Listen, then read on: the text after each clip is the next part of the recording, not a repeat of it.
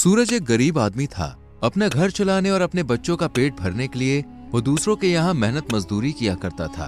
कई बार उसे पूरे दिन मजदूरी करने के बदले सिर्फ आधे पैसे, फटे पुराने कपड़े और बासी खाना मिल जाता था, जिन्हें वो शाम को अपने गमछे में बांधकर अपने बच्चों के लिए घर ले जाता था। घर में घुसते ही उसकी पत्नी कावेरी बोली, अगर पैसे मिले हो तो दे देना, लड़कियों के लिए गर्म कपड़े लाने हैं। जरा सांस तो लेने दो, कुछ कपड़े मिले हैं, पहना कर देख लो, ये सर्दियाँ तो कट ही जाएंगी। हर बार सर्दियाँ तुम्हारे मिले हुए इन चीथड़ों में ही कट जाती हैं, पता नहीं कभी नए मयस्सर होंगे या नहीं। सूरज ने गमछा खोला और कावेरी से कहा, आज के काम में कपड़ों के साथ साथ एक खाना भी मिला है, मिल बांट कर खा लो, साथ में गुड़ खाकर पानी पी लेना, पेट भर जाएगा। कावेरी ने सूरज से ये भी नहीं पूछा कि तुमने खाना खाया या फिर नहीं, और खाना लेकर अंदर चली गई। ये देखकर सूरज की आंखों में आंसू आ गए। उसने भी सुबह से कुछ नहीं खाया था। बेटियों के खातिर पेट पर पट्टी बांधकर वो दिन रात कमाता रहता। 3 बेटियां होने के बाद एक बेटे की चाह थी, अगर बेटा हो जाए तो घर में कमाने वाला और हो जाएगा। कावेरी की सास दया चिल्लाते हुए बोली, अरे ओ कावेरी, ये सूरज कहाँ चला गया? राखी आ रही है, कुछ पैसों का इंतजाम करके रख ले, लड़कियां ससुराल से आएंगी तो खाली हाथ जाते हुए अच्छी नहीं लगेंगी। कावेरी को ये सुनकर गुस्सा आया, लेकिन वो गुस्सा पीते हुए बोली, अम्मा जानती तो हो इनकी अकेले की जान को कितने झमेले हैं, इस राखी पर शायद कुछ ना हो पाएगा। बहन बेटी को देने से बरकत आती है, लेकिन तुम लोगों के हाथ से तो कुछ छूटता ही नहीं है। कल को जब अपनी 4-4 बेटियां राखी पर आया करेंगी तब पता चलेगा। कावेरी को ये बर्दाश्त न हो सका। वो बोली, अम्मा कहो तो बेटियों के गले में पत्थर बांधकर कुएं में फेंक दूं, उसके बाद ये जो भी कमाएंगे वो आपकी बेटियों को दे देंगे, फिर तो हो जाएगी ना हमारे घर में बरकत। ये तो सोचती नहीं है कि दिन भर गधे की तरह जी तोड़ मेहनत करते हैं, तब जाकर 2 समय का चूल्हा जलता है, और आपको अपनी बेटियों की पड़ी है। बस तुझे तो बोलने का मौका मिलना चाहिए, मना कर दूंगी अपनी बेटियों से, कोई जरूरत नहीं है त्योहार पर आने की। तभी कावेरी की बड़ी बेटी लता स्कूल से रोती हुई आई और बोली, माँ मुझे स्कूल नहीं जाना, मास्टर जी ने मुझे मारा। मास्टर जी ने मारा, लेकिन क्यों? तूने स्कूल का काम पूरा नहीं किया होगा, पूरा दिन खेल में जो ध्यान रहता है। नहीं माँ, काम तो पूरा था, लेकिन मास्टर जी कह रहे थे कि मेरी 2 महीने की फीस जमा नहीं हुई है।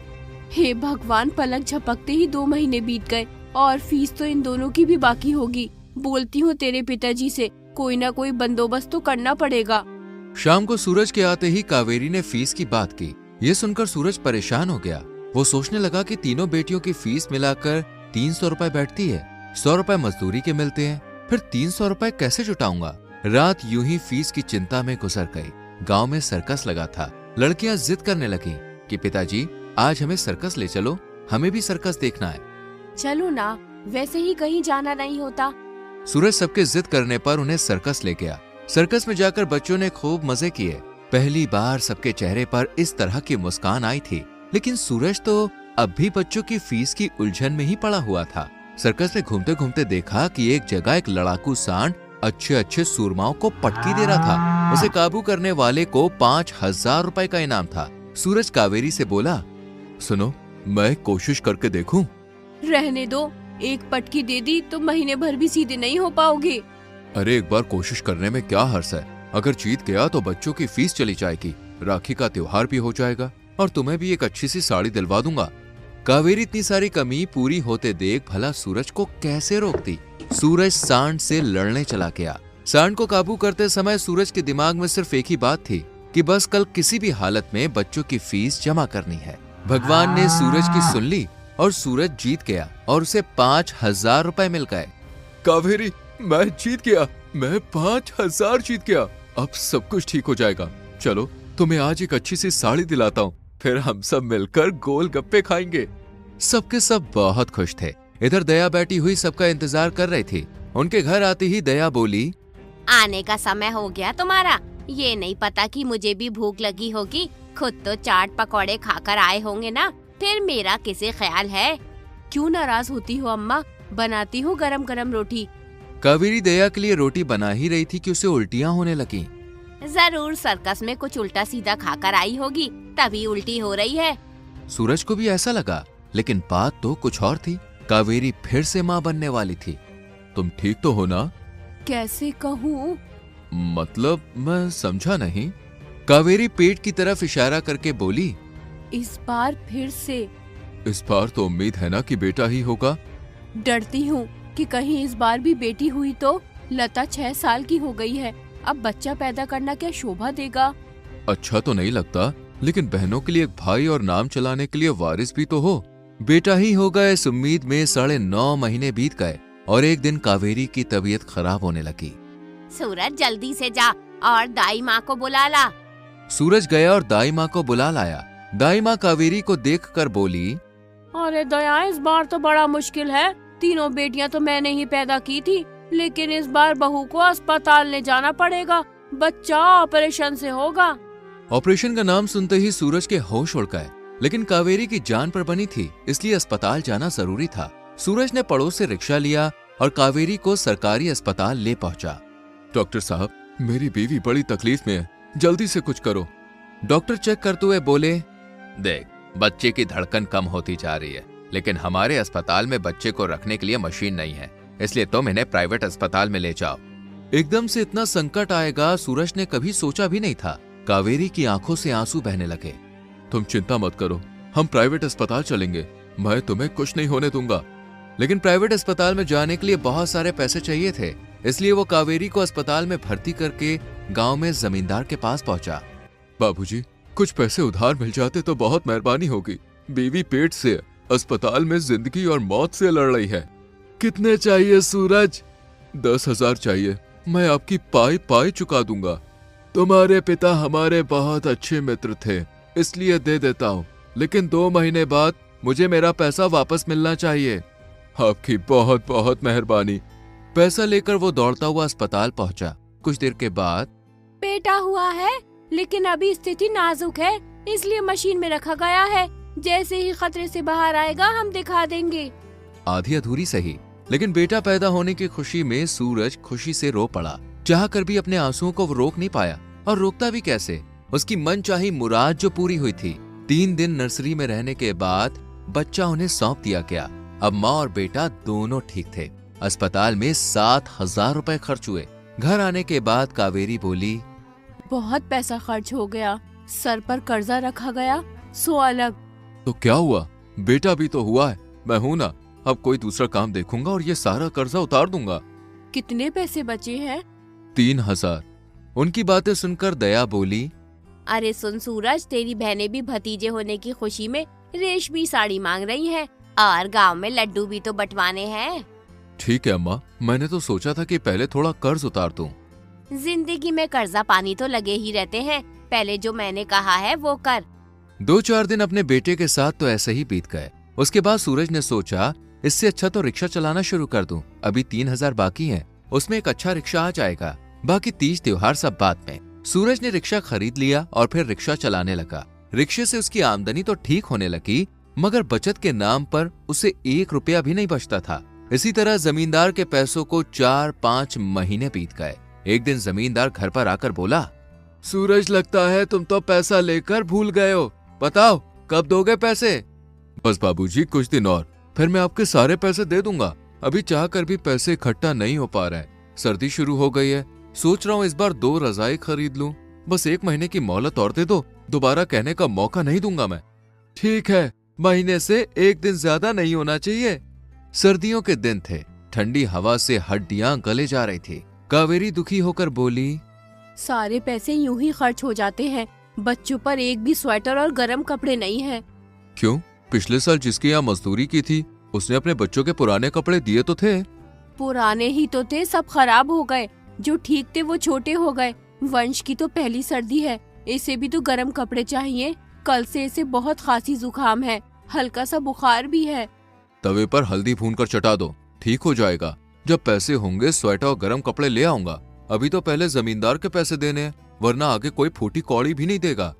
सर्दी का कहर बढ़ता ही जा रहा था और सर्दी के साथ वंश की तबीयत भी खराब होती जा रही थी।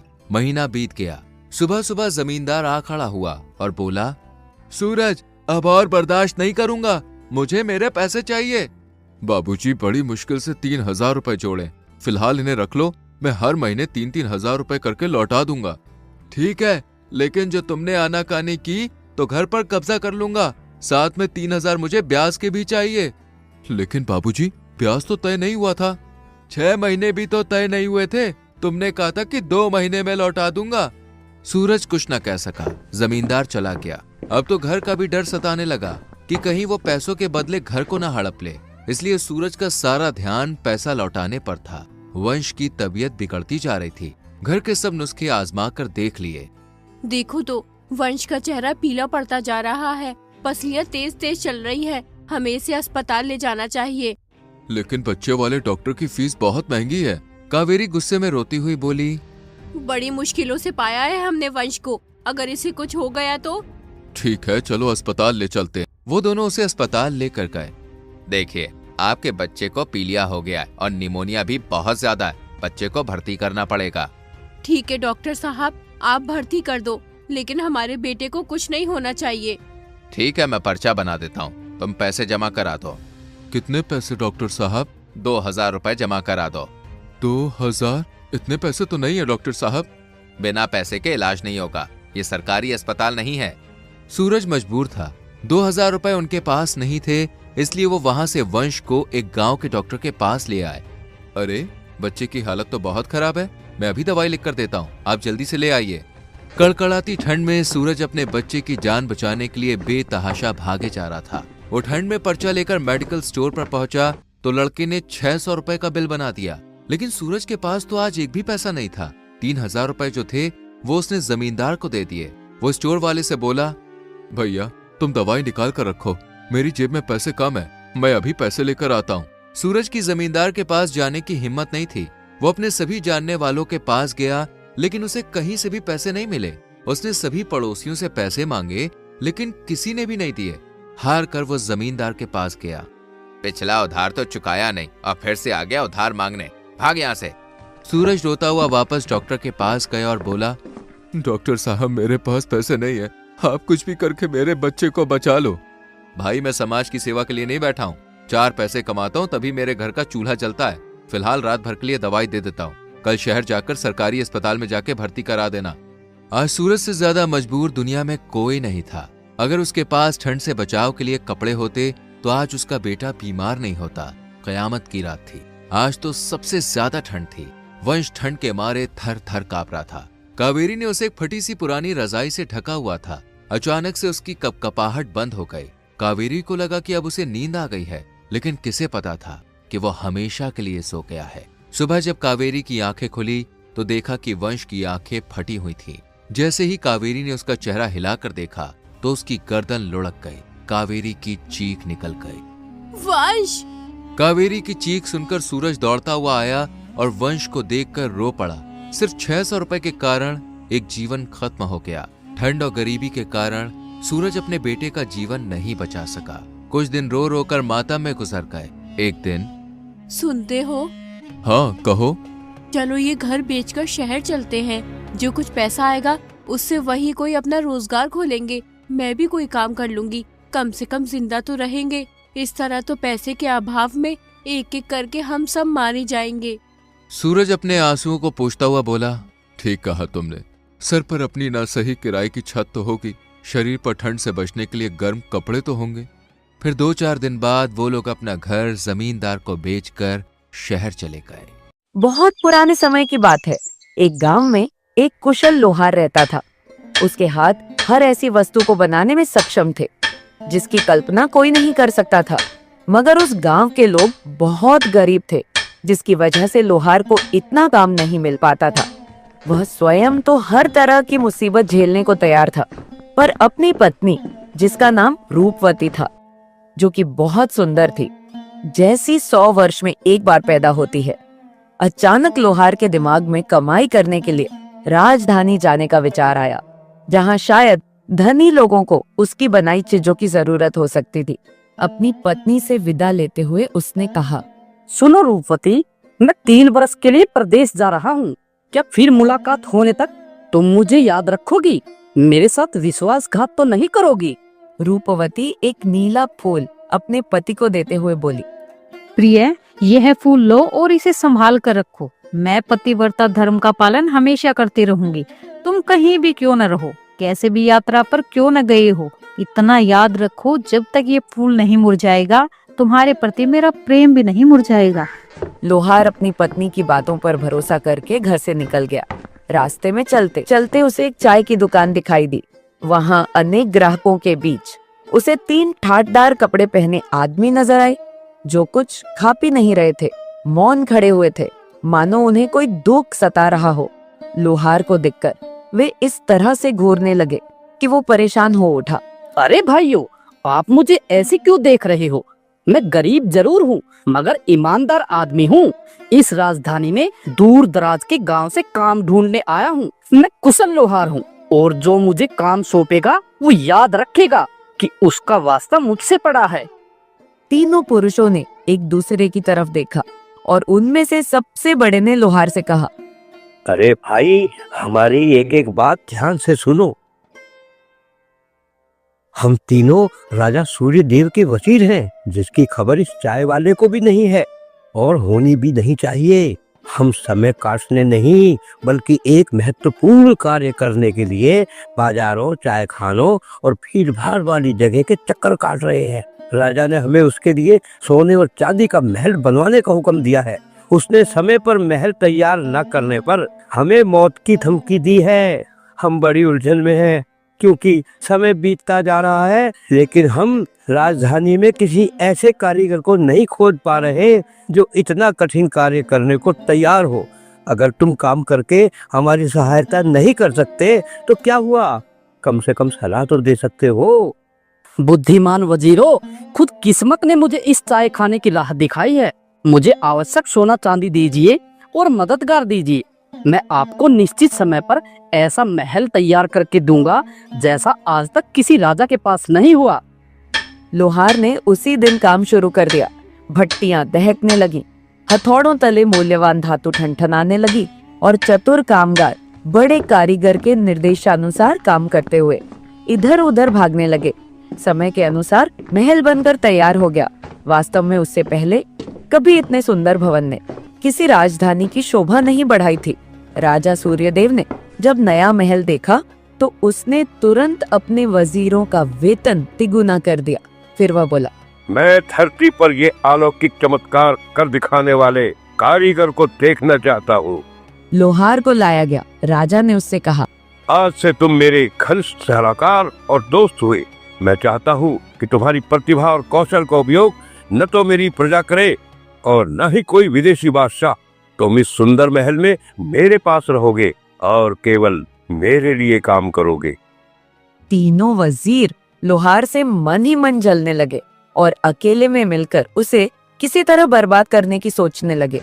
एक दिन वजीरों ने राजा के पास जाकर कहा, महाराज, आपका चहेता लोहार जादूगर है। उसने महल किसी जादुई फूल की सहायता से बनाया है और उसी की बदौलत वह आपका कृपा पात्र बन गया है। उस फूल को वह लोगों की नजरों से छिपा कर रखता है। हमें लगता है कि यह दुष्ट आपके प्राण लेने के लिए आपके विरुद्ध कोई षड्यंत्र रच रहा है। तुम मुझसे छिपाकर कौन सा फूल सीने में लगाए रखते हो?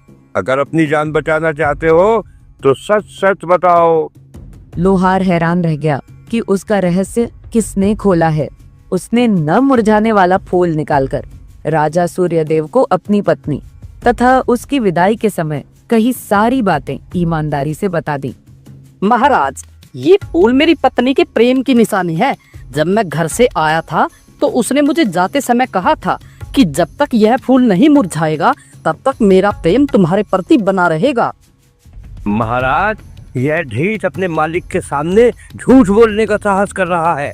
हमें अच्छी तरह से मालूम है कि इसकी पत्नी इसे कब का भूल चुकी है और किसी भी आदमी से खुशी खुशी शादी करने को तैयार बैठी है। दुनिया में ऐसी कोई औरत नहीं है जो धन और उपहार के लालच में न फंस जाए। अगर महाराज आप इजाजत दें तो मैं ये साबित कर सकता हूँ। ठीक है, जब तक तुम कोई सबूत लेकर नहीं आओगे तब तक इस कारीगर को बिना कोई हानि पहुँचाए कैद खाने में रखा जाएगा। पहला वजीर सरपट घोड़ा दौड़ाता उस गांव में पहुंचा जहां लोहार की पत्नी रहती थी। उसने वहां किसी संदिग्ध व्यक्ति से जान पहचान कर ली और उसकी मुट्ठी गर्म करके उसे अपनी योजना बताई।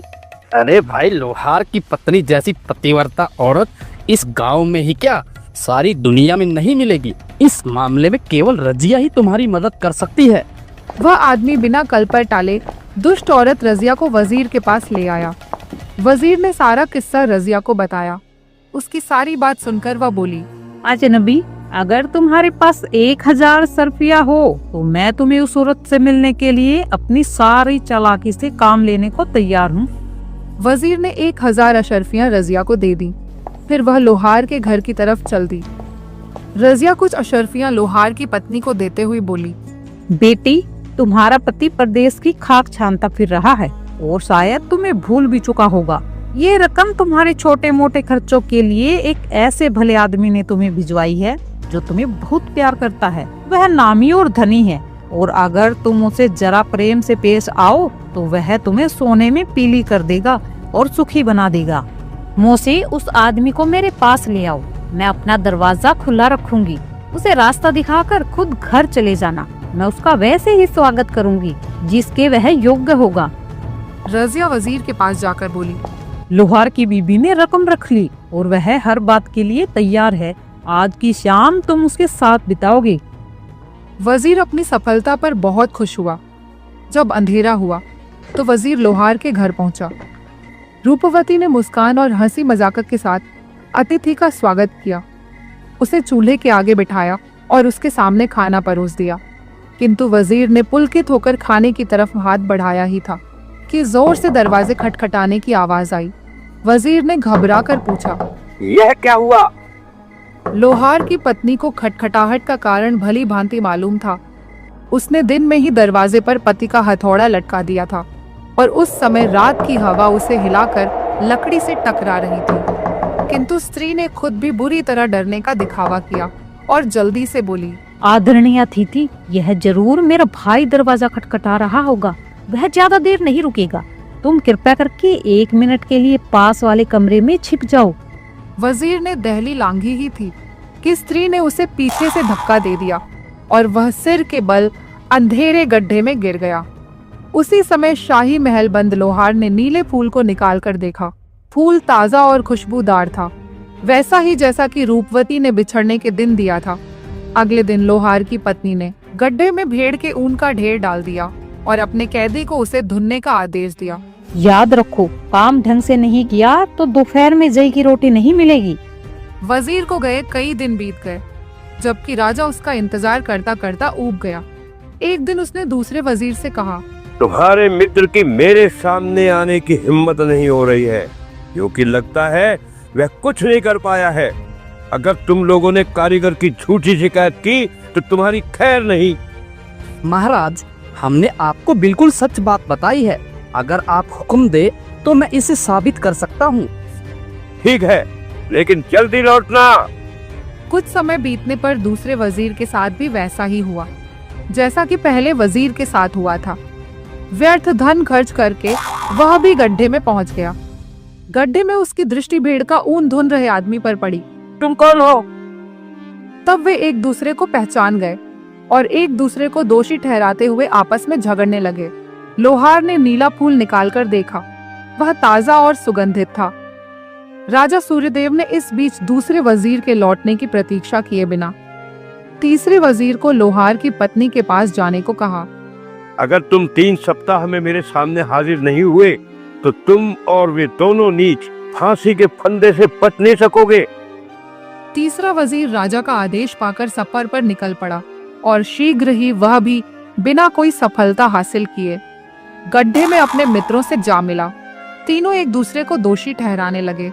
उधर एक दिन राजा ने लोहार को अपने सामने पेश करने का हुक्म दिया। मेरे तीनों वजीरों को तुम्हारी पत्नी के पास गए हुए काफी अरसा बीत गया, पर अभी तक वे लौट कर नहीं आए हैं। मुझे संदेह है कि तुम्हारी पत्नी ने उन्हें अपने जादू से मार डाला है। अगर ऐसा है तो मैं तुम्हारा और तुम्हारी पत्नी का भी सिर कटवा दूंगा। लेकिन अगर वजीरों ने तुम पर झूठा लांछन लगाया है तो उन्हें इससे भी कड़ी सजा मिलेगी। मैं खुद तुम्हारे घर जा रहा हूँ और हाँ, तुम्हें भी मेरे साथ चलना होगा। कुछ समय बाद राजा सूर्यदेव अपने सैनिकों के साथ लोहार के गांव की तरह चल दिए और लोहार राजा को अपने घर में ले आया। राजा ने रूपवती से पूछा। ऐ स्त्री, क्या तुम्हारे पति की गैरहाजिरी में तुम्हारे पास मेरे 3 वजीर आए थे? आपकी उम्र दराज हो गई महाराज। वजीरों की जगह तो अपने राजा के दरबार में होती है। वे गरीब और अकेली स्त्री के घर में क्यों आएंगे? राजा चुप हो गया और अपनी व्याकुलता छिपाने के लिए कालीन को ध्यान से देखने लगा। तुम्हारे पास यह इतना बढ़िया कालीन कहाँ से आया? जहाँ पनाह, यह कालीन मेरी नौकरानियों ने बुना है। नौकरानियों ने? लेकिन तुम्हारा पति तो मुझसे कहता था कि वह तुम्हें बहुत गरीबी हालत में छोड़ गया है। नौकरानियां रखने के लिए तुम्हारे पास पैसा कहाँ से आया? महाराज, मेरी नौकरानियां तनख्वाह नहीं मांगती। वो दिन में जई की एक रोटी के बदले मेरे सारे काम करती है। इतना बोलकर रूपवती अंदर गई और तीनों वजीरों से फुसफुसाकर बोली। मुसीबत आ गई, मेरा पति लौट आया। अगर उसने आपको मेरे घर में देखा तो आपका काम तमाम हो जाएगा। मैं आपकी मृत्यु नहीं चाहती, इसलिए यह उस्तरा लीजिए और जल्दी से अपनी दाढ़ी मुंह से साफ कर लीजिए। ये लीजिए मेरे पुराने कपड़े, बिना देर लगाए इन्हें पहन लीजिए।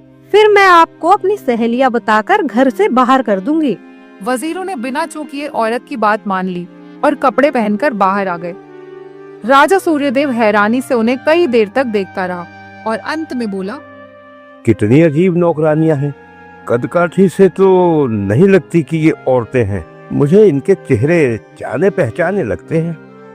महाराज, यही है वो जिन्होंने आपसे मेरी झूठी शिकायत की और मेरी पतिव्रता पत्नी पर लांछन लगाया। महाराज महाराज, हमें माफ कर दीजिए, हमसे बहुत बड़ी भूल हुई है। राजा सूर्यदेव आरंभ में उनकी बात गुस्से में सुनता रहा, पर जब वे लोहार के घर में हुई अपनी दुर्गति के बारे में बताने लगे तो राजा सूर्यदेव के हंसते हंसते आंसू आ गए।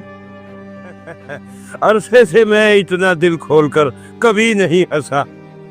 आज से ये तीनों मूर्ख जिन्हें इस स्त्री ने धोखा दिया और जिन्हें पहले मैं अपने वजीर कहता था, मेरे यहाँ मामूली नौकरों का काम करेंगे। इनसे मैं पूरे महल की साफ सफाई करवाऊंगा और तुम मेरे कुशल कारीगर रहोगे। अपनी पतिव्रता बीवी को लेकर एक सम्मानित अतिथि के रूप में मेरे साथ राजधानी चलोगे। मैं तुम्हारी सेवा और योग्यता के अनुसार तुम्हें बहुत से पुरस्कार दूंगा।